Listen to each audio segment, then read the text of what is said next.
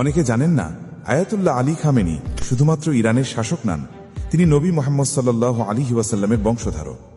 তিনি জন্মেছেন ইরানের মাশহাদ শহরে, পড়াশোনা করেছেন ইরাকের নাজাফ আর ইরানের কুমের বিখ্যাত হাউজাতে। ইসলামী ফিকহে তার উচ্চ জ্ঞানের জন্যই তিনি আয়াতুল্লাহ উপাধি পান। আর মাথায় যে কালো পাগড়ি, সেটা তার সৈয়দ পরিচয়ের প্রতীক, কারণ তিনি ইমাম হুসেন রাদিয়াল্লাহু আনহুর বংশধর।